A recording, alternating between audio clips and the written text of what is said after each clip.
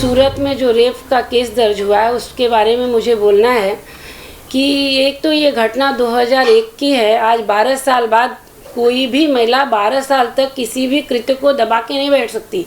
वो अपने घर परिवार में किसी न किसी को बोलेगी ही बोलेगी, नहीं पुलिस को डायरेक्ट बोलेगी तो घर परिवार में बोलेगी। अगर नहीं बोली, आज बोल रही है, ऐसा हो ही नहीं सकता। ये तो षड्यंत्र है। सुनने के बाद सबको पता चल जाएगा कि इतने साल के बाद एक के बाद सीरियल से षड्यंत्र जो है बाहर आ रहा है। और बापूजी से जो भी जुड़ते हैं, आते हैं आश्रम में सेवा के लिए आते हैं, सहयोग के लिए आते हैं, समाज सुधार के लिए आते हैं। दुनिया में अलग अलग मानसिकता के लोग रहते हैं, उनका रहन सहन कुछ अलग होता है। आश्रम का रूल अलग है, रहन सहन अलग है।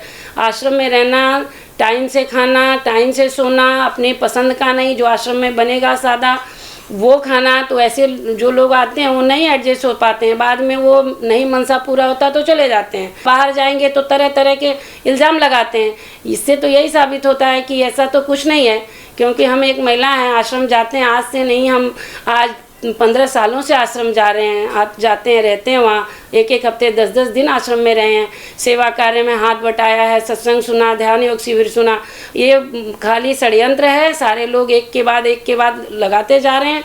अब इस षड्यंत्र का तो पर्दाफाश होगा, बहुत जल्दी होगा, क्योंकि सत्य कभी हारता नहीं है। सत्य की जीत तो अवश्य होती है। मैं ही एक नहीं, हमारी जैसे लाखों बहनें बापूजी से जुड़ी हैं। एक लड़की ने बोला, उसका सब पूरा दुनिया को सुना रही है मीडिया। जरा हमें लाखों बहनों को बुला के पूछे ना कि हमारा क्या अनुभव है। बैठाए भी जाते हैं सत्संग में तो भाई अलग बैठाए जाते हैं, बहनें अलग बैठाई जाती हैं। एक साथ बैठना भी अलाउ नहीं है। तो ये ऐसी घटना तो हो ही नहीं सकती है। आरोप लगाने वाले कुछ भी लगाए, भैया एक औरत होने के नाते मैं इतना पूछती हूँ, सब देश की सभी महिलाओं से मैं पूछती हूँ कि क्या अपने भाई को या अपने पिता को या अपने पति को कोई महिला ऐसे कार्य में सहयोग करेगी क्या? आज लाखों करोड़ों महिलाएं हमारे देश में हैं। मैं उनसे विनती करती हूँ और उनसे पूछती हूँ कि वो अपने भाई, बेटा, पति या किसी को भी ऐसे कार्य में सहयोग करेंगी क्या?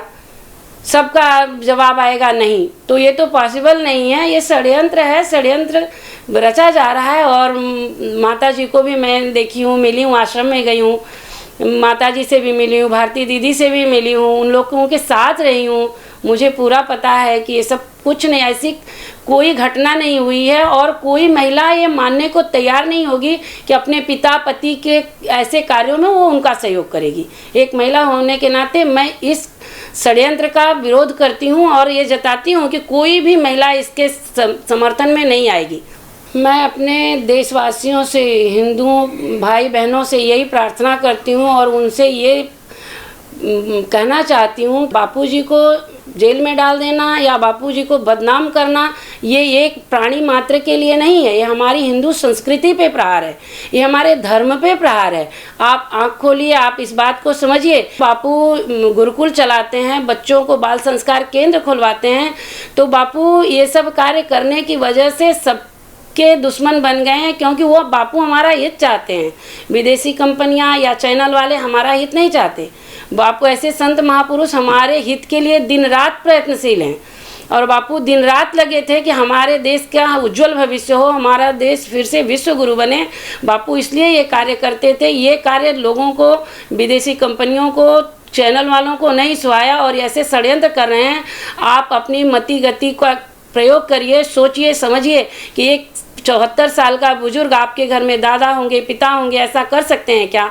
अगर आपके घर का बुजुर्ग नहीं कर सकता तो देश का संत कैसे कर सकता है, जो देश के अनेकों करोड़ों भाई बहनों को दुर्व्यसनों से छुड़ाते हैं, संयम का पाठ सिखाते हैं। ऐसे बापू ऐसा कुछ कर नहीं सकते। ये मीडिया पैसा खा के कुछ भी, जो आप बुलवाना चाहते हैं पैसा दीजिए, जो कहवाना चाहेंगे वो कहेगी मीडिया।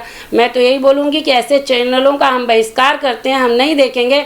हम वही देखेंगे जो सत्य होगा। मैं पूछती हूँ कि जो आश्रम से निकाले गए लोग हैं, वो कथित चंद जो निकाले हुए आश्रम से लोग हैं, उनको मीडिया चैनलों पे बुलाया जाता है, उनसे बापूजी के लिए पूछा जाता है। हमारे जैसे करोड़ों साधक भाई बहन हम जो देश में रहते हैं, हमें क्यों नहीं कोई पूछता है, क्यों नहीं बुलाता है? देश बापूजी की सच्चाई देश के सामने रखता है। दुष्कृत्यों के कारण आश्रम से निकाल दिए जाते हैं, उन्हें ही क्यों बुलाते हैं मीडिया वाले? क्यों नहीं हमारे जैसे अनुभव, जिनको लाखों का अनुभव बोल रहा है कि बापू निर्दोष हैं, तो ऐसे को क्यों नहीं बुला के डिबेट कराते हैं? उनको बुलाना चाहिए, हमारे जैसे अनुभवों को देश के सामने रखना चाहिए, देश की जनता सुने जाने कि बापू क्या हैं। ये आश्रम से आपके घर से कोई नौकर चोरी करे, आप उसको निकालो, बाहर जाके आपको ईमानदार नहीं बोलेगा, वो बाहर जाके आपकी बुराई ही गाएगा। ऐसे ये निकाले गए हैं, चाहे अमृत वैद हो, चाहे राजू चांडक हो, चाहे जितने भी हैं, महेंद्र चावला हो, ये सब निकाले हुए हैं तो बुराई गा रहे हैं। हमारे जैसे जो समर्थक हैं, जो बापू जी से मंत्र दीक्षा लेके आज इतने उत्थान की सीढ़ियाँ पार कर चुके हैं, ऐसे लोगों को क्यों नहीं बुलाती मीडिया। बापू जी से जो मिला हम उसका वर्णन तो कर ही नहीं सकते हैं, क्योंकि हमारी ज़िंदगी बहुत दुखमय थी। बापू ने हमें कहाँ से कहाँ उठा के रख दिया। पति का पाँव खराब था, बैठे थे बेड पे, लैट्रिन बाथरूम कराते थे, 6 महीने हो चुका था। बापू ने मंत्र दीक्षा दिया, आज ट्रांसपोर्ट चलाते हैं। हमारे पास 24 ट्रेलर गाड़ियां हैं, चढ़ने के लिए 2-2 गाड़ियां हैं, 2-2 3-3 घर है। बेटा नहीं था, बापू ने बेटा दे दिया। पुत्र ही होगा, बापू ने बोला और प्रसाद दिया, और मेरा बेटा हो गया 20 अप्रैल 2003। बापू ने नामकरण भी किया, उसका नाम हरिदास रखा। आज मैं पति और पुत्र वाली हूँ, तो ऐसे सदगुरुदेव की कृपा से हूँ। तो हे देशवासियों, मेरा हाथ जोड़ के प्रार्थना है, विनती है कि इस षड्यंत्र को समझिए, हिंदुत्व को जगाइए और ऐसे चैनलों का बहिष्कार करिए जो सिर्फ षड्यंत्र दिखाते हैं। मैं आप लोगों से यही विनती करती हूँ कि सच्चाई जानने के लिए अपनी मति गति का प्रयोग करिए, किसी के दिखावे में मत आइए। ऐसा कोई दिन आज नहीं गया, 2 महीना हो गया कि हम दोनों जन के आँख से आंसू नहीं गिराए।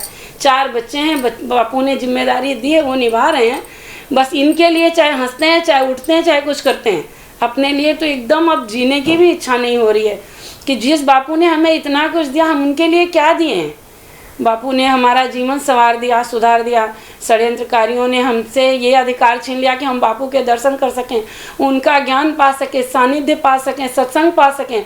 इस पीड़ा को हम कह नहीं पाएंगे, और देशवासी सुन रहे हैं, जान रहे हैं बापू क्या हैं। बापू आते थे, लाखों को दर्शन देते थे, सत्संग देते थे, ज्ञान का प्रचार प्रसार करते थे।